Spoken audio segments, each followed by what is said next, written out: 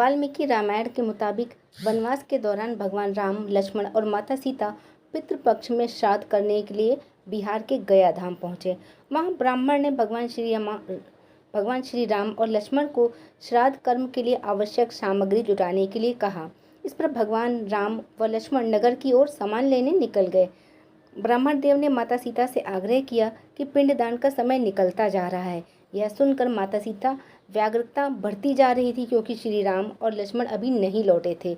इसी दौरान दशरथ जी की आत्मा ने उन्हें आभास कराया कि पिंडदान का वक्त बीता जा रहा है। यह जानकर माता सीता असमंजस में पड़ गईं। तब माता सीता ने समय के महत्व को समझते हुए निर्णय लिया कि वह स्वयं अपने ससुर राजा दशरथ का पिंडदान करेंगी। उन्होंने फाल्गु नदी के साथ वट वृक्ष, कौआ, तुलसी, ब्राह्मण व गाय को साक्षी मानकर स्वर्गीय राजा दशरथ का पिंडदान विधि विधान के साथ किया। इस क्रिया के उपरांत जैसे ही उन्होंने हाथ जोड़कर प्रार्थना की तो राजा दशरथ ने माता सीता का पिंडदान स्वीकार कर लिया। माता सीता इस बात से प्रफुल्लित हुई कि उनकी पूजा दशरथ जी ने स्वीकार कर ली। इसके बाद उनके मन में संशय भी हुआ कि प्रभु राम इस बात को नहीं मानेंगे, क्योंकि पिंडदान पुत्र के बिना नहीं हो सकता। थोड़ी देर बाद भगवान राम और लक्ष्मण सामग्री लेकर आए और पिंडदान के विषय में पूछा। तब माता सीता ने कहा कि समय निकल जाने के कारण उन्होंने स्वयं पिंडदान कर दिया। प्रभु राम को इस बात का विश्वास नहीं हो रहा था। बिना पुत्र और बिना सामग्री के पिंडदान कैसे संपन्न और स्वीकार हो सकता है।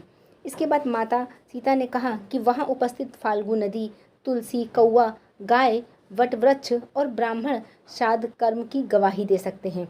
भगवान श्री राम ने जब इन सबसे पिंडदान किए जाने की बात सच है या नहीं पूछा, तब फाल्गु नदी, गाय, कौआ, तुलसी और ब्राह्मण पांचों ने प्रभु राम का क्रोध देखकर झूठ बोल दिया। माता सीता ने कोई पिंडदान नहीं किया।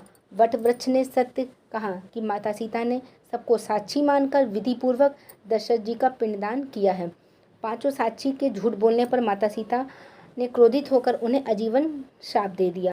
इन्हें मिला था श्राप। फाल्गु नदी को श्राप दिया कि वो सिर्फ नाम की नदी रहेगी, उसमें पानी नहीं रहेगा। इसी कारण फाल्गु नदी आज भी गया में सूखी है। गाय को श्राप दिया कि गाय पूजनीय होकर भी सिर्फ उसके पिछले हिस्से की ही पूजा की जाएगी। गाय को खाने के लिए दर दर भटकना पड़ेगा। आज भी हिंदू धर्म में गाय के सिर्फ पिछले हिस्से की ही पूजा की जाती है। माता सीता ने ब्राह्मण को कभी संतुष्ट न होने और कितना भी मिले उसे दरिद्रता हमेशा बनी रहेगी का श्राप दिया। इस कारण ब्राह्मण कभी भी दान दक्षिणा के बाद भी संतुष्ट नहीं होते। माता सीता ने तुलसी को श्राप दिया कि वो कभी भी गया की मिट्टी में नहीं उगेंगी। ये आज तक सत्य है कि गया की मिट्टी में तुलसी नहीं फलती। और कौवा को हमेशा लड़ झगड़ कर खाने का श्राप दिया। कौवा आज भी खाना अकेले नहीं खाता। दीर्घ आयु का आशीर्वाद दिया था। माता सीता ने जहाँ इन पांचों को श्राप दिया, वहीं सच बोलने के कारण वट वृक्ष को आशीर्वाद दिया। उसे लंबी आयु का प्राप्त होगी, वह दूसरों को छाया प्रदान करेगा। पतिव्रता स्त्री उनका स्मरण करके अपने पति की दीर्घायु के लिए कामना करेंगी। तो उम्मीद करते हैं कि आपको ये कहानी अच्छी लगी होगी, और कहानी अच्छी लगी हो तो कमेंट सेक्शन में लिख के ज़रूर बताइएगा।